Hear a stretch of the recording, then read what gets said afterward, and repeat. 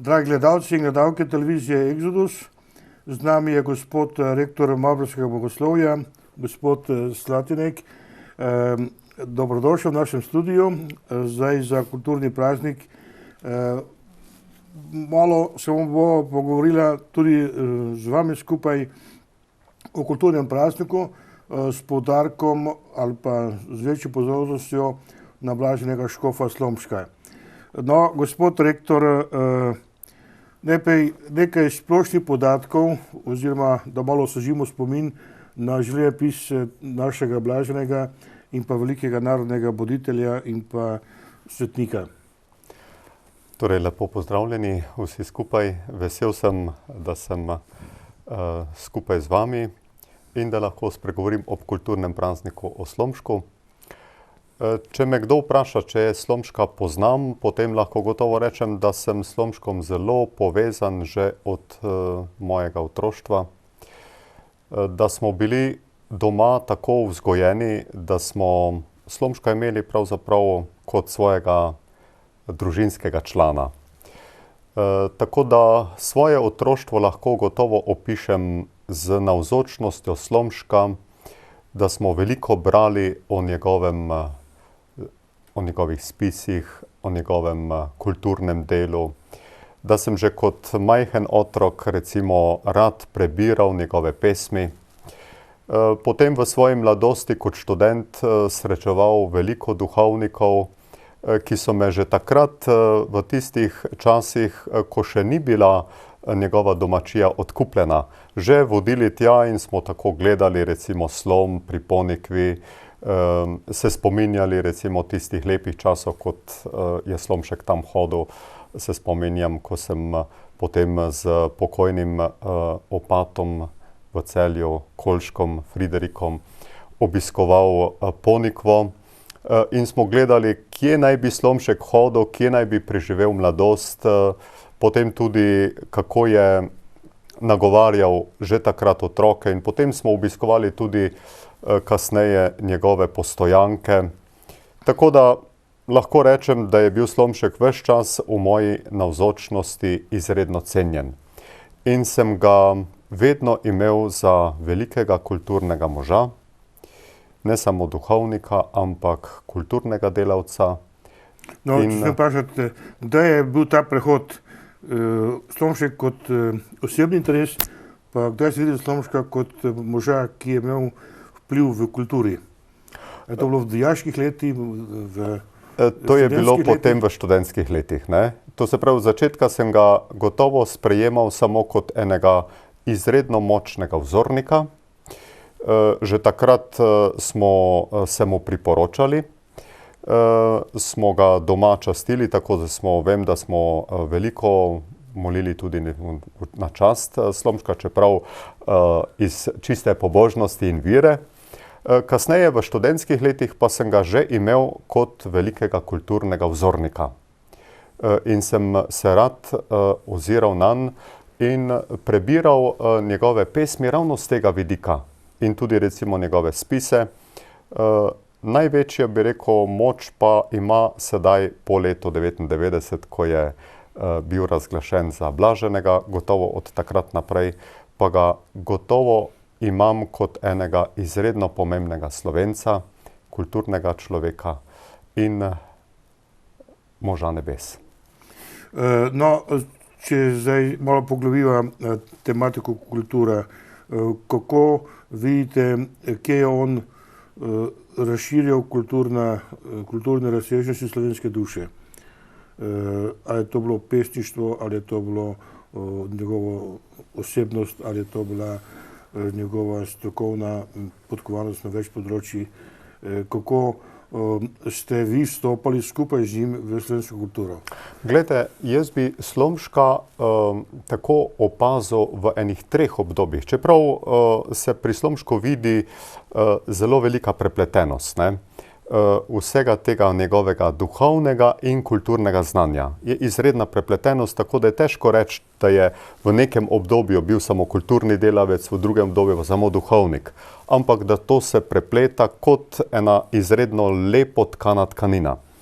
Ampak kljub temu bi lahko rekel, pri Slomšku opazim, naprimer, 3 izredno lepe poteze. Slomšek kot izredno močen narodni buditelj, potem Slomšek kot človekoljub in pa Slomšek kot izredno velik kulturni delavec. To je po eni strani. Po drugi strani pa, če gledam recimo popolnoma Slomškovo življenje, potem bi pa lahko rekel, da se te vrednote, ki sem jih pravkar opisal, poznajo recimo v Slomškovem celotnem življenju. Naprimer, od rojstva pa tja do srednjih let, recimo do ene take mladostne zrelosti, torej do recimo duhovniškega posvečenja, se vidi recimo njegova izredno ljubezen do domovine. In to še prav posebej recimo potem kot mlad duhovnik. Recimo od leta 1825 kot duhovnik, pa tja do leta 1929, ko je postal spiritual v Celovcu. To so obdobja recimo teh najbolj plodovitih let kot enega dobrega vzgojitelja. Potem eno posebno obdobje je ravno obdobje, ki ga je preživel v Celovcu, ko je bil vzgojitelj bogoslovcev od leta 1829 do 1838, ko se Slomšek pokaže res kot en izreden pisatelj, pesnik, kulturni delavec, torej vse prepleteno v enem takem močnem zanosu, ko je hotel oblikovati mlad človeški rod tistih kulturnih delavcev, duhovnikov v takratnem obdobju. Potem je eno obdobje, ko Slomšek preživi bolj ali manj v Šentandržu kot kanonik, tja do leta 1946, ko je postal škof. In potem je to obdobje škofovanja, ko se zopet pokažejo vsa ta 3 zanimanja Slomškova na poseben način recimo njegovega pastirovanja v štajerski deželi. No, kako je on to vključil v škofovsko službo, te 3 stvari, ker to je zelo zapleten proces, ne? Ja, to je izredno zapleten proces in lahko rečem, da je v času, ko je bil škof, ko je postal škof leta 1946, pomeni celo mlad, ampak poln energije in poln zanosa, da bi takratnemu človeku res prinesel vse, kar je nujno potrebno za življenje tukaj in za nekoč srečo v nebesih. In tega se je Slomšek gotovo kot močna osebnost zavedal in je to tudi storil. Tako da od leta 1946 pa vse do smrti kot škof, še prav posebej potem recimo pri prenosu škofovskega sedeža iz Šentandrža v Maribor, tu se pokaže recimo ena taka izredno velika duša, želja potem, da bi človeka postavil na zemljo, hkrati pa naredil ga odgovornega, vpetega v vsakdanje življenje, v kulturo in obenem z globoko in močno vero v Boga. Zdaj, če še ostaneva na tej narodni ravni, kulturni ravni, a se ve, koliko je bilo razmerje nemškega življa v škofiji in koliko pa slovenskega? Takrat v njegovi škofiji. Slovenci so bili večini. Gotovo. Slovenci so bili večini in tega se je Slomšek zavedal že takrat, ko je še bil škofovski sedež v Šentandržu. Videl je, da je slovenska duša tukaj močno navzoča. Večkrat je torej obiskal že takrat te predele in je čutil, da je pač potrebno se približati ljudem, In kako se približati Slovencem? Ravno tako, da bo sedež prenesel, se jim približal, stopil med njih, ne bil oddaljen in zaradi tega je tudi močno trpel, ker ga takratni recimo pač tudi germanski vpliv ni tako hudo cenil zaradi te njegove slovenske zavesti, ne, narodne zavesti. Ne. In no, kako je on to napetost obvladal? S tem, da je dejal nove pobude ali pa da je pretežno trpel zaradi tega? Torej, on je gotovo, v duši je gotovo trpel, je pa dal tudi narodne pobude. Ne. Recimo, sploh rečemo, da so bile to želja po dobri knjigi, ne, Mohorjeva družba. Najprej je tako bila to društvo, ne, ki se je potem razvilo v Mohorjevo družbo. Prav okrog leta 1959, ne, ko postavi to kot eno izredno goro, ki še danes stoji in sveti ljudem, ne, kot ena skala kulturne zavesti. Ne. Vsako knjigo, v vsako družino prenesti slovensko knjigo. Kako pa je to naredil recimo na tej upravni ravni?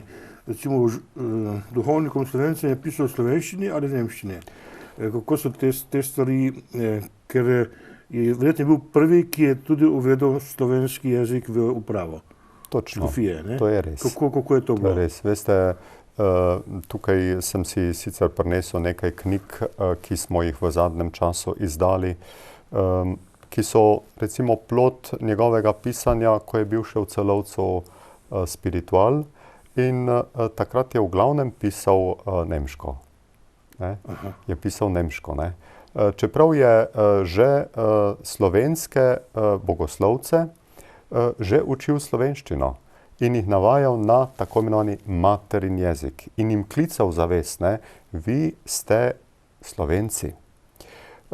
Kasneje, ko je prišel v Maribor, je v glavnem govoril slovensko. Velikokrat pa tudi nagovoril takratne ljudi, ki so seveda v Mariboru bili tudi Nemci, ne, jih je nagovoril tudi v nemškem jeziku. Ampak v celoten kulturni prostor je pa močno postavljal slovenski jezik kot domovinski jezik. In tukaj se vidi recimo ta njegova izredno velika ljubezen do naroda, do domovine.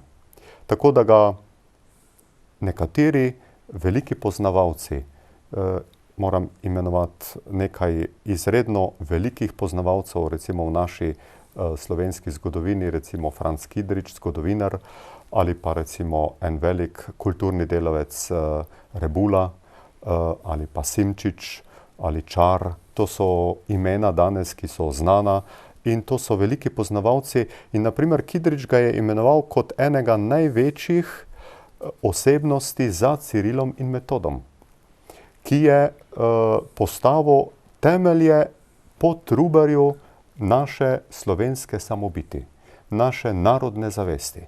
In to je delal že ves čas, od mladih duhovniških let, še prav posebej pa potem kot pastir, kot škof slovenskemu narodu. To lahko tudi zaključimo iz tega, ker je bil takrat uradni jezik latinščina in je vsa uprava potekala v bistvu v latinskem jeziku. Tako, ta, bi rekel, kulturna povezava z Evropo, takratno Evropo in tudi z Rimom je bila latinska. Medtem ko pa z Dunajem je bila, s cesarskim prestolom je bila pa nemška. Ampak on je pa kljub temu uvajal slovensko. On je pa uvajal slovenski jezik, ne? Ja. Uvajal slovenski jezik. In vidite, tukaj se vidi recimo ta njegova izredna razgledanost, ne? Razgledanost, široka kulturna razgledanost, ne? Da je bil mož, ki je bil, tako kot bi ga velikokrat opisal, ne, naš Rebula, ne? On bi rekel, mož z eno nogo na Dunaju, z eno nogo v Rimu in z srcem v Mariboru ali pa sredi štajerske dežele. Ne? Torej človek kulturno upet v takratno Evropo. Spet pa z razsežnostjo Cirila pa Metoda, ker je to društvo ustanovil, ne? Tako z izredno bogato dediščino prednikov, tako da iz njegovih spisov se vidi, ne, kako je črpal to bogato preteklost in je ni izključil, ne, ni je zanemaril, ne, in s tem nam je dal že en izredno lep zgled in poduk, ne, češ potrebno je tudi danes graditi na velikih zaslugah naših recimo prednikov. In on je Cirila in Metoda izredno visoko cenil, Zato je začel z tem gibanjem Mohorjeve družbe in dal svetega Mohorja kot oglejskega škofa, ne? Dal kot recimo nekoga, ki bo potegnil Slovence in jim dal en pečat. Ne? In tako je hotel, da bi slovenski narod postal razgledan, da bi rad imel besedo, pisano in govorjeno. Ta želja ni bila omejena ali pa zakoličena v njegovo škofijo? Nikakor. Ni bil človek, ki bi okopaval samo svoj vrt, ne? Ampak je bil izredno širok duh, zato ga recimo Simčič ga imenuje pravzaprav našega Cicerona. Ne? Pravi, to je Ciceron slovenskega naroda, ki je resnično postavil ene močne temelje za prihodnost. In še danes živimo iz tega. Kako je pa on pojmoval narod? Narod je to samo ljudstvo, ki govori en jezik, živi na nekem prostoru, ali je pa narod kaj več, je to tvorba, skupina ljudi, večja ali manjša, ki v sebi ustvari in jezik, in odnose, in način bivanja, ki potem je sposoben prebuditi celega človeka. Zelo lepo ste opisali. To je resnica. Ker namreč ta narodna zavest v naši preteklosti ali pa v preteklosti se je začela razvijati šele ob koncu 18. začetku 19. stoletja. Ne? Gotovo pa so bili ti možje, ki smo jih že omenila, ne? Kot je na primer Ciril in Metod, Trubar in potem Slomšek in kasneje še Maister. Ne? To so bili pa recimo ljudje, ki so to zavest plemenitili in jo vedno znova prižigali v naši, bi rekel, slovenski kulturi. Tako da bi tega človek ne pozabil. In pri Slomšku opazimo recimo izredno ljubezen do te zavesti, da smo Slovenci, da imamo domači jezik, da imamo svojo zemljo, zato on rad govori o očetovini, o domovini. To je polno njegovih pesmi ravno o tem. In to opazimo potem tudi pri drugih naših slovenskih kulturnikih, ne? Tako pesnikih, pisateljih. Se pravi, da je uporabljal izraze, ki so izražali in, vemo, filozofsko kontingentno, to zemeljsko stvarnost, ja, in pa transcendentalno, nadnaravno stvarnost. Tako. Se pravi, da to je bila tudi zelo modra izbira izrazov. Modra izbira izrazov in z globokimi pomeni, torej očetovina, ne, to so izredno, tako bi rekel, sicer starinski izrazi, ampak lepi in plemeniti, ki imajo močnejši naboj, ne, ki nekaj hočejo sporočiti, ne, spominjajo na očeta ali pa domovina, dom. Ne. To pomeni oče, dom, ne, mati. Zato velikokrat tudi domovino primerja materi, ne, in govori, ne, materin jezik. Ne. Kako je Slomšek bil tisti, ki je tvoril to zavest, ne, v nas, ne, češ imeti je treba rad te korenine, potem bomo pa lahko se veselili tudi sadov, ko bo zraslo močno drevo. No, kako se dokaže recimo v njegovem govorništvu, ker on bil tudi veliki govornik, nisem veliki pisatelj. Izreden govornik, ne. On je cenil govorniške nastope, zato mislim, da je ravno ta primerjava s Ciceronom izredno lepa. Ne. Torej človek, ki je znal nastopiti in nagovoriti. Ceno je vsakega človeka, ne. Ta človekoljubnost se tukaj močno pokaže, ne. Da je imel do vsakega človeka en izredno spoštljiv odnos. To pomeni ne samo do visokih, plemenitih, recimo, vrst, ampak tudi do preprostega delavca. Najprej do otroka, delavca, kmeta, potem pa do, recimo, do inteligence. No, zdaj so meni vse te povemo, razvojne stopnje človeka došla do inteligentnega, torej zrelega človeka. On je začel kot duhovnik, pa kot kulturnik, kot vzgojitelj, ne? Se pravi spiritual. Je bil zelo mlad. Tako, spiritual. Se pravi je oblikoval tisti zadnji stopnji poklica duhovniškega. To je zelo zahtevna zadeva. Kako je potem razvil ta prehod iz te vrhunske duhovnega oblikovanja človeka, izobraženega, se pravi, ki se zna izražati, potem v pedagoškem pristopu šola za Blaža Panežiča. Kako se to potem to vidi in kako je on to izpeljal? Torej, Slomšek je znal dihati za človekom, konkretnim človekom. Torej, pomeni, ko je bil spiritual, tam do leta 38, je dihal s tem mladim rodom in ga pripravljal, pomeni vzgajal za kasnejša obdobja, ko bodo oni morali postati pastirji. In je potem že čutil, kako nujno potrebno je človeka vzgajati celostno in mu dati eno dobro dediščino. In tako je pripravljal, bi rekel, pravzaprav neke vrste podlago za to veliko knjigo, ki jo imenujemo danes lahko enciklopedijo znanosti, kulture, bontona, kot ste imenoval, Blaže in Nežica, torej omike, ki je nastala ravno pred njegovim škofovskim posvečenjem, tam pred letom 46. In je gotovo eno izredno pomembno delo še danes. Tako da bi lahko rekel... V čem je ta pomen po vašem? Blaže in Nežica sta danes lahko knjiga, ki lahko se kosa z kakršnimkoli drugim vodilom za eno kulturno upetost v trenutni prostor. Za takratni čas je bila to knjiga, ki je bila vzgojne, izobraževalne narave in hkrati polna duhovnosti. Zato jo tudi tako imenujejo. Pravi, to je neke vrste leksikon za takratnega izobraženca in kmeta.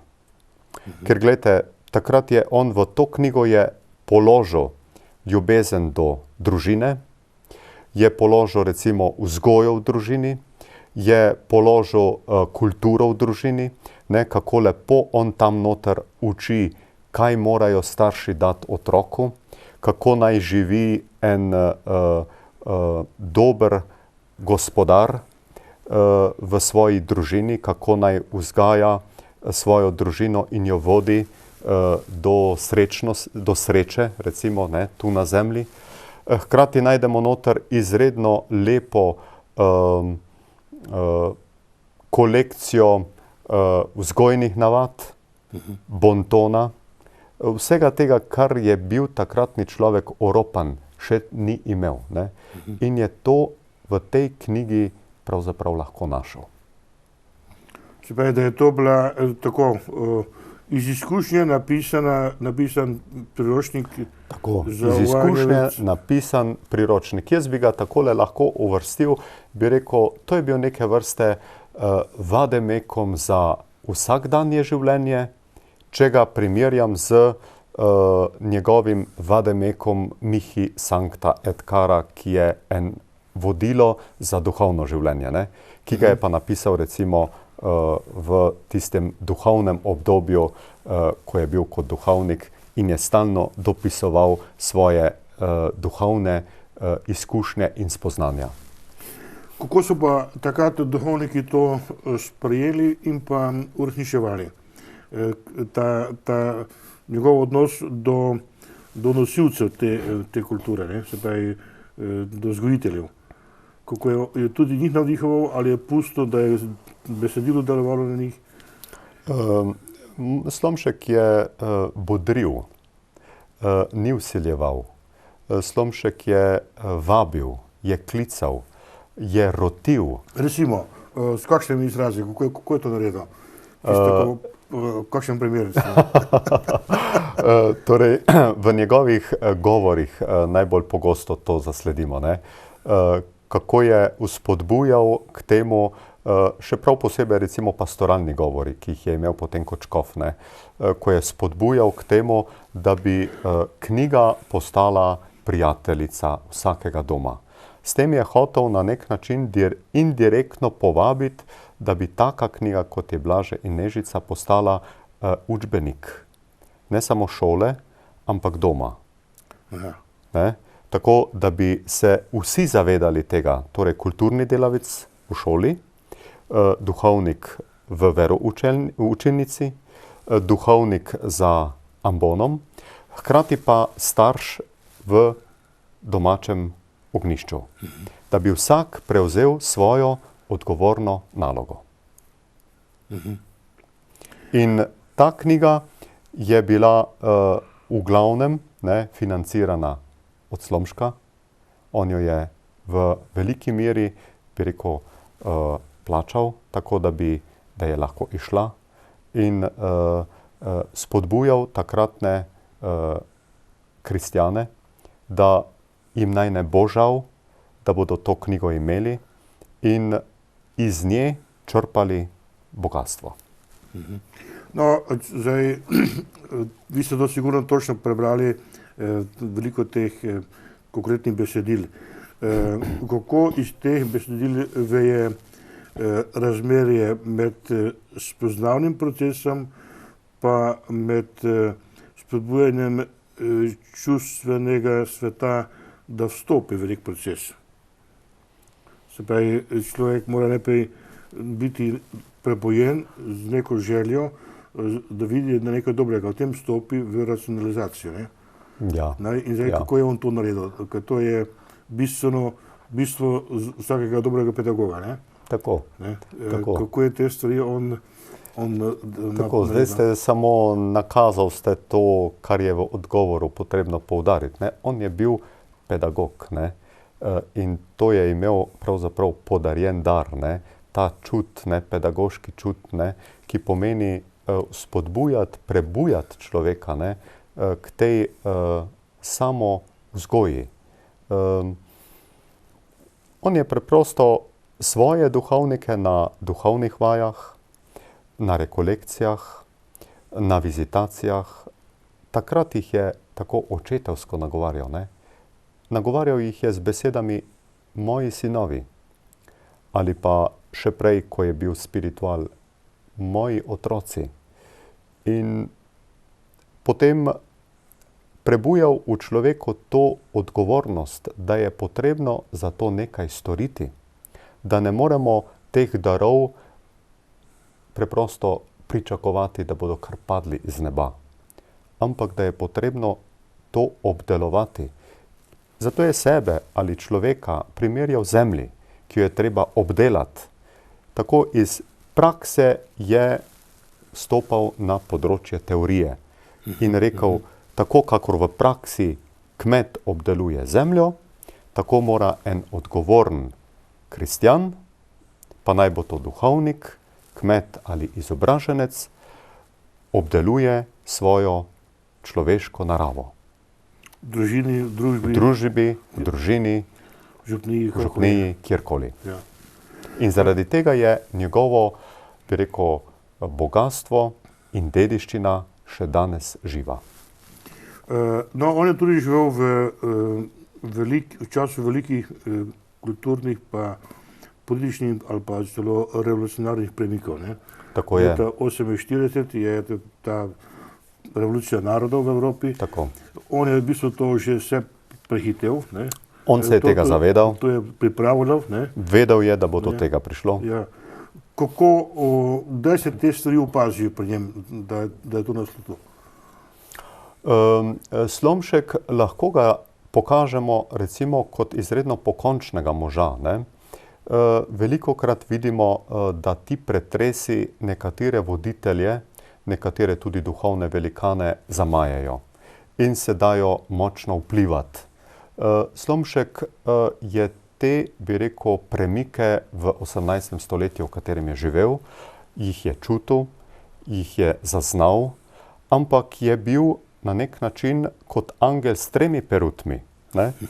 Tako da je bil močno zasidran v človeka, v družbo, pa hkrati tudi v nebo. Tako da je zavedal se, da z neko revolucijo mi ne moremo rešiti trenutnega stanja. Zato je bil on revolucionar na en poseben način, ker je hotel te družbene premike uporabiti za to, da se človek vedno znova zave svoje končne poklicanosti. In ta končna poklicanost je sreča pri Bogu. In to je klical vedno znova v zavest. Recimo z marčno revolucijo se začenja na nek način tudi človek trgati proč od cerkve, postaja razumnik, nekak upornik proti Bogu, proti cerkvenemu. Nacionalist, ne? Tako, nacionalist postaja tudi liberalist, liberalni krogi so bili takrat zelo močni tudi. Slomšek se tega zaveda in to vidi, to pozna, to ga ne zamaja. To mu daje kvečjemu samo še ene večje pobude, spodbude, da je klical k eni drugačni revoluciji, k duhovni revoluciji, da bi človek znal to... Kaj so te začelo se te revolucije, kaj bi rekli? Ravno v tem, ko je rekel, naprimer, zelo močne so njegove izjave glede šolstva. Ko je recimo rekel velikim kulturnikom in takratnim delavcem, je rekel, šola, ki pozabi na Boga, je kakor luna, ki ne sveti. Ker takrat je bila pač ta želja, človek, recimo Feuerbach je bil v Nemčiji zelo znan filozof, ki je že začel za svojo kritiko krščanstva vplivati na takratni nemški prostor. In je bila projekcija takratnih recimo razmer. In takratni človek se je skušal postavljati na noge, misleč, zdaj se bomo osvobodili vsega, kar je Božjega in bomo postali resnično srečni. Slomšek pravi, ne, če bomo Boga zavrgli, smo vse zavrgli. Zato pravi, šola, ki pozabi na Boga, je boljše, da je ni. In človek, ki pozabi na Boga, bo izumrl. To je en vidik. Drugi vidik je pa recimo revolucija. Kaj revolucija prinese? On je rekel, ali pa zavedal se je, revolucija prinese sovraštvo, trenja med ljudmi. In kaj je trenje? Recimo mi vemo, današnji čas je ravno podoben temu, kar je bilo recimo v takratnem obdobju, da se ljudje kregamo in prepiramo med seboj, da smo si ves čas v napetosti, da nismo složni. Slomšek je to videl kot eno izredno krizo. Kriza, ki pripelje do smrti, do izumrtja naroda. Zato je rekel, to, da ljudje nismo povezani, da nismo enotni, da nismo spravljeni med seboj, to je že Slomškova misel. Sprava je Slomškova misel. Biti spravljen pomeni biti srečen, že tukaj in v večnosti. Pravi, nespravljen narod je pravzaprav obsojen na propad. Bi lahko rekli, da je sprava modrost, pa sposobnost ali pa dar, ki pusti odprte vse temeljne razsežnosti človeka. Popolnoma res. Ali pa, vedno negativno, sprava je, oziroma nesprava je stanje, ko je človek v ključni stvari skregan. S seboj pa z drugimi. S seboj in drugimi, skregan tudi z Bogom, je skregan svojo srečo, svojo prihodnostjo. Slomšek na nekem mestu celo pravi, da nespravljen narod je kakor genocid. Sam sebe je obglavil. Ker ne ve kam iti. Ker nima kam iti, ker nima prihodnosti, ker je pravzaprav izbral... Ne vidi prihodnosti. Ne vidi prihodnosti. In na nek način podpisal sam sebi smrtno obsodbo. In to je ena izmed izredno močnih spodbud, recimo, če govoriva, da smo ob kulturnem prazniku, ne? Slomška, ki močno nagovarja tudi današnjega človeka k tej nujno potrebni spravi v narodu. No, nekaj si že omenil njegove sodobnike pa sogovornike. Kateri so bili ti veliki njegovi sogovorniki? Prešeren sigurno, potem gotovo Prešeren, tudi, ne? Tako. Potem kakšen drug še, ne? Kateri bi vi posebej izpostavil? Jaz bi lahko rekel, da je obdobje Antona Martina Slomška obdobje velikih duhov. Tako v kulturnem področju, kakor v duhovnem področju. Še prav posebej duhovno področje je izredno bogato. Tako da slovenski narod je takrat, na primer, rodil dva velika moža, ne? Recimo Slomška in potem misionarja med Indijanci, ne? Barago. Ne? Tako da vidimo, to sta dva velika moža, ki poneseta to in domovinsko zavest in kulturno zavest v svet. Slomšek tja do cesarskega prestola, pa do Rima, do papeža, Baraga do skrajnih meja Amerike. Ne? Po drugi strani opazimo, da je to obdobje recimo velikih pesnikov, pisateljev, pa po celotni takratni recimo Evropi. Ne? Recimo pri nas Slomšek in Prešeren, recimo dva velika moža, dva velikana. Kasneje se pol pojavi še Gregorčič, ne? Slavček, ne? Rečemo, ne? Potem recimo vidimo v Franciji Vianney v istem obdobju, ne? Ali pa na primer v Angliji Newman, ne? V istem obdobju. Ne? To so recimo, to so sodobniki, ne? To so sodobniki in to pomeni, da je v istem času Bog klical velike ljudi na odgovorna mesta, ki so znali odgovoriti, ki niso zapirali svojega srca pred vpetostjo v kulturo, v kulturni prostor, hkrati pa v eno izredno povezanost z Bogom. Zato so postali blaženi svetniki, zato so pustili neizbrisne sledove. A lahko rečemo recimo dejstvo, da je papež Pij IX imenoval Slomška za vizitatorja benediktinskih samostanov v Avstriji.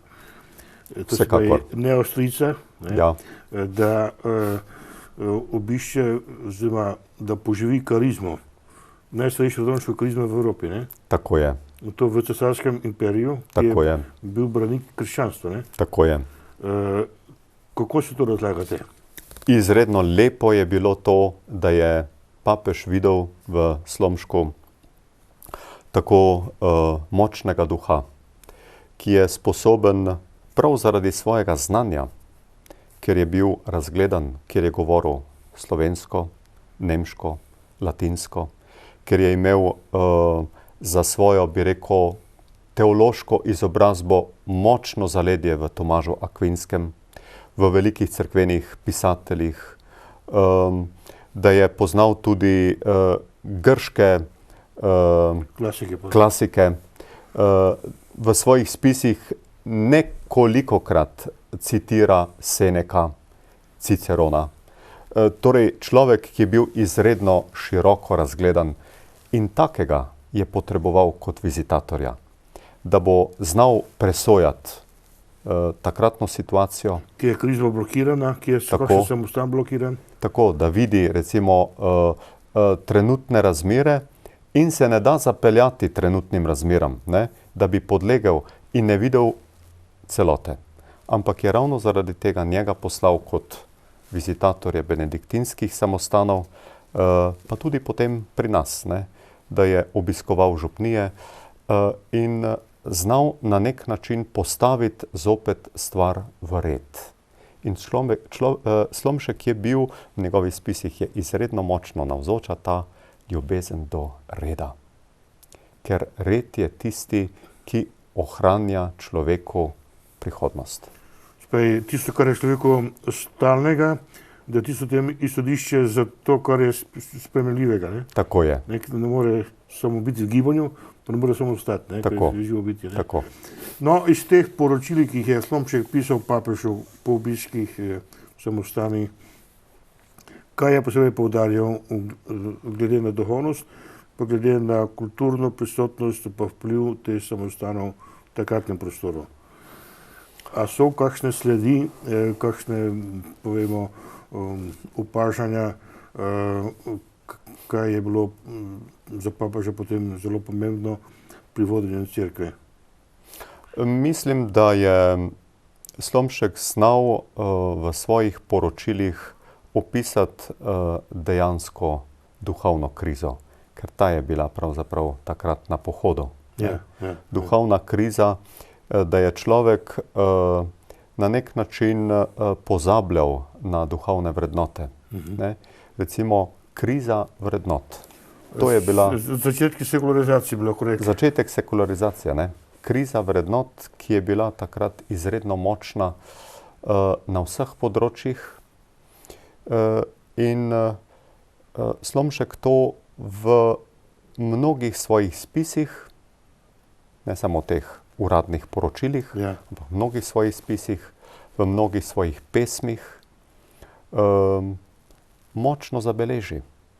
In to so znali na svoj način tudi recimo drugi kulturni delavci. Naprimer tudi Prešern je znal to obdobje, ki je bilo tako zaznamovano s krizo, ne, tudi zaznamovati v svoji veliki pesnitvi. Pa to krizo on vidi bolj kot opuščanje nekih duhovnih standardov ali pa kot nove izzive, na katere cerkev ne zna odgovoriti? Pravzaprav je bilo to bolj opuščanje kot še odgovor na izzive. Ne? Človek, ki se še ni znašel za izziv, je pravzaprav začel opuščati tradicijo. Kdor pa tukaj začne, ne, in nima še izoblikovanega odgovora, kako naprej, je izgubljen. No, zdaj, Prešeren je vsestranski pesnik v smislu, da se loti s pesniškim genijem velikih življenjskih vprašanj, osebnih pa narodnih. Ne. Recimo, njegovo razmišljanje o narodu v Krstu pri Savici, ne, je en tak poseg v zgodovino narodnega genija, ko je nastal, kako se je počasi razvijal in to. Kako je pa Slomšek na te stvari odgovarjal? Je kakšna pesniška zadeva v tem smislu, kako on kot pesnik, kot kulturnik razmišlja o narodu? Veste, izredno lepa je Slomškova pesem z naslovom Sedanji svet. No, da se malo osvežimo. Tako, da malo osvežimo, vam jo rad prikličem v spomin, takole lepo pravi Slomšek. Ker je pravzaprav hotel samo odgovoriti na izzive, ki jih je znal zabeležiti Prešern v svojem Krstu pri Savici, ne, v tem genialnem pesniškem delu. Tako je Slomšek, na primer, v tej pesmi opisal na svoj način takratno situacijo. No, poslušajte. Nas poštenost zapustila in odkritosrčnost spi. Je pobožnost v kot se skrila, za pravico potani. Zdaj ljubezen omaguje, dobrotljivost uječje, prava vera ugašuje, čudnost pa za kruhom gre. Zdaj resnica pokopana in za upanje nori, sramežljivost je zaspana in na steni vest visi. Če pomislite, da je Slomšek to pesem napisal leta 1933, to pomeni v tistih najbolj živih letih svoje duhovne moči kot spiritual v celovcu. Prešern pa svoj Krst pri Savici leta 1935, ne, pomeni samo 2 leti razlike, oba na nek način močno zasidrana v takratni čas. In vidita, da je človek pred krizo vrednot. Ne, tukaj Slomšek zelo jasno zapiše to krizo vrednot. Zlasti recimo, to, da vest na steni visi. Vest je na steni, poštenosti ni, ljubezen omahuje, resnica pokopana.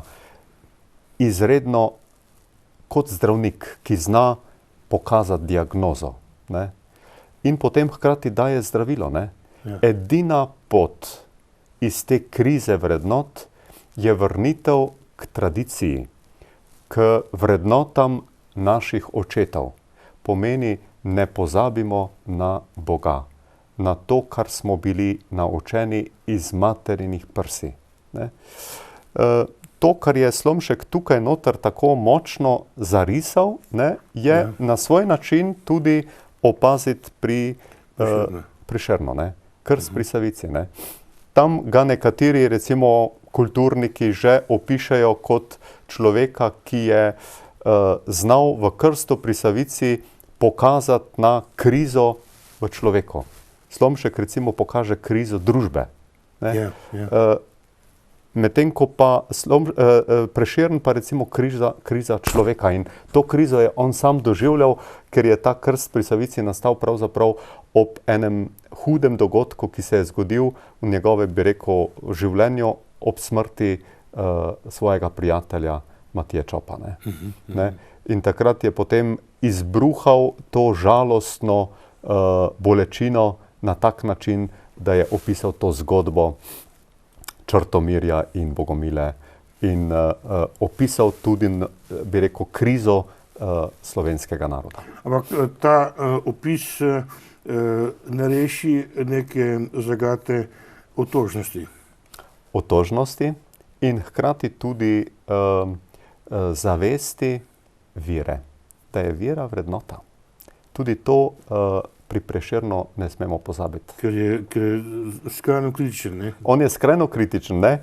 In na nek način tudi ga lahko opišemo kot človeka, ki se bori z osebno vero, ne?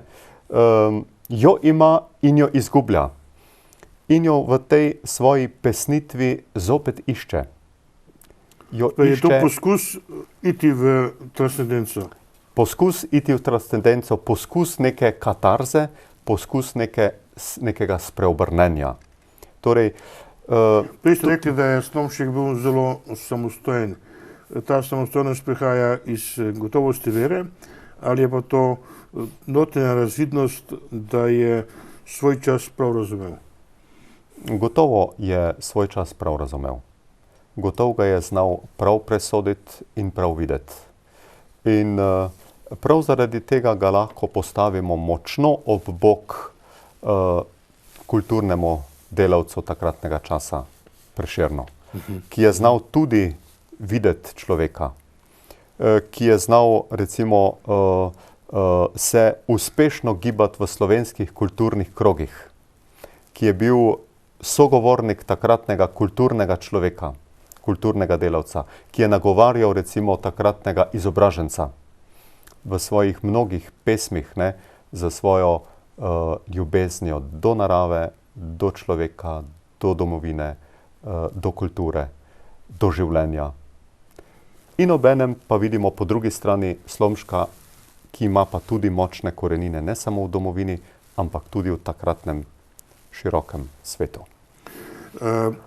Zdaj, ko tako primerjamo, recimo, kako se je slovensko ljudstvo na tej kulturni ravni zavedalo te problematike, ki je bila že evropska pa svetovna.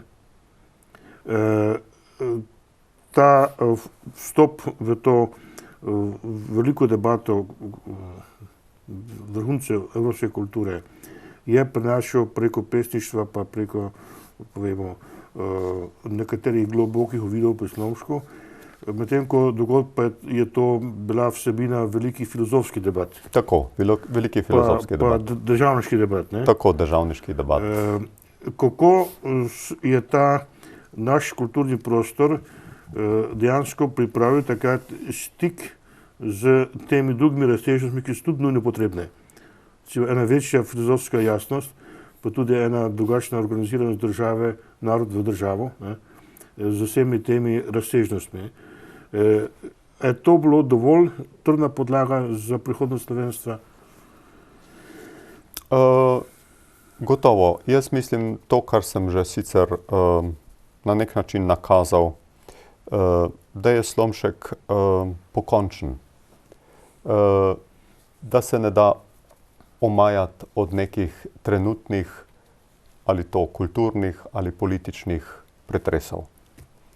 In je znal vedno začrtati prihodnost, začrtati pot naprej. In s tem je dal odgovor in na nek način eno izredno lepo vizijo, nakazal je vizijo. Velikokrat je v družbi problem vizionarjev. Slomšek pa je vizionar in močno zna začrtati recimo pot človeku iz sleherne krize. To vizionarstvo, kdo je to razumel? Preprost človek je razumel to? Torej, je znal preprost človek temu slediti, zato ker recimo Mohorjeva družba, ne, svojo idejo, knjiga v vsako hišo, je bila zelo dobro sprejeta. Jaz se spomnim, na primer, svojo mladost, v naši hiši so bile vedno Mohorjeve knjige. In smo jih vedno radi brali. In vedno z veseljem sprejeli. In kolikor poznam recimo tudi današnji čas, lahko rečem, danes je knjiga premalo cenjena. Premalo zaradi tega, ker je poplava tiska, pa se beseda izgubi. Takrat pa je bila beseda izredno dragocena in jo je Slomšek hotel ne samo zapisati, jo spregovoriti, ampak jo ukovati v človekovo notranjost. In to so slišali preprosti ljudje, še prav posebej pa duhovniki. No, sedaj, gospod rektor, za zaključek še mogoče eno sporednico ali pa primerjava med Prešernom in Slomškom. Kako je Prešernov pesniški genij zaznamoval slovenski kulturni prostor, kako je pa Slomšek kot človek vere, duhovni genij, ne, se pravi duhovnosti, da je on razodetje in celoto krščansko izročilo vpletel v življenjsko iskanje naroda pa svoje, ne. Tu so si nekje blizu, ne? Tu sta si zelo blizu, ja. In kako je, kakšna bi tukaj bila primerjava? Kaj bi vi posebej izpostavili? Posebej bi izpostavil, da je bil Prešern mož, ki je znal za svojo izredno lepo pesniško besedo nagovoriti človeka kot človeka. Kot tistega, ki je odgovoren za vsakdanje življenje in kulturo, ki jo mora sprejeti, na katero mora odgovarjati izzive, ki jih mora, bi rekel, vključiti v svoje, bi rekel, življenje. Po drugi strani pa lahko rečem, da je Slomšek tisti, ki je znal še temu dodati to nadnaravno dimenzijo, ki je vedno znova to nadgradil, ne? Ki je hotel človeka še popeljati, ne? Če lahko rečem, da je Prešern, kot ga recimo opiše Rebula, ne? Na nek izredno lep način reče, Prešern se je povzpel s svojim pevskim talentom, ne? Pesniškim talentom do nebes. Potem je Slomšek predrl nebesa, ne? In slovenski narod popeljal preko praga nebes tudi do samega zveličarja, ne? In še danes na nek način prosi za prihodnost in slovenskega naroda in cele Evrope. Cerkev je to priznala? Cerkev je to priznala, s tem, ko ga je zaznamovala kot blaženega. Kot blaženega. Ja. Kulturni praznik je zmeraj tudi trenutek, ko malo pogledamo v prihodnost. Ne. Kako vi na osnovi ali pa po izhodišču teh dveh velikih kulturnih velikanov pa sodobnikov danes gledate v prihodnost, ki je zdaj pred nami? Torej, vsekakor bi rekel, da današnji kristjan, današnji izobraženec, pa preprosto rečemo lahko tudi današnji državljan, ne more mimo dveh velikanov. Mimo Slomška, mimo Prešerna. Če priznavamo samo enega, smo na nek način kot angeli samo z eno perutjo. Če pa priznavamo oba, pa smo angeli s tremi. In to je gotovo boljše. In današnja šola bi nujno potrebovala oba lika. Tako, ko se otroci in mladi ljudje pripravljajo na življenje in se učijo krst pri Savici, našo zdravico, vrba in druge Prešernove pesmi, tako morajo nujno poznati tudi Slomškove spise in Slomškove pesmi. Izredno lepa je ta Slomškova beseda, ki v nas hoče prebuditi najlepše kreposti. Imamo recimo eno izmed zbirk tudi kreposti, ki smo jih izdali pri Slomškovi založbi. In ta knjiga je na primer povzetek vseh Slomškovih najlepših govorov o velikih vrednotah. O velikih vrednotah, ki jih ne bi smel izgubiti noben človek, še najmanj Slovenec. To so občečloveške vrednote. To so občečloveške vrednote, ki jih mi sicer imenujemo kreposti, kar je širok pojem, ne? Ampak to so vrednote, kot je ljubezen, upanje, kot je recimo poštenost, resnica, kot je sprava. To so vrednote, ki so blizu obema velikanoma in zato mislim, da bi poznavanje teh dveh bilo nujno potrebno za eno lepo in dobro prihodnost slovenskega naroda. No, mogoče še en tak bolj kot dovtip. Uporabili ste zelo lepo prispodobo angel s tremi krili. Kaj bi predstavljali kakšnemu slikarju, katero krilo najbolj poudari? Mislim, da ga mora naslikati tako, da bodo vsa krila enaka. Enako velika in enako lepa. Gospod rektor, hvala za pogovor in vse dobro za kulturni praznik. Enako tudi vam in vsem, ki so poslušali to oddajo. Dragi naši gostje pred ekranom, gledalke in gledalci, hvala za vašo pozornost, da ste bili z nami in tudi vam želimo lep kulturni dan pa kulturni večer.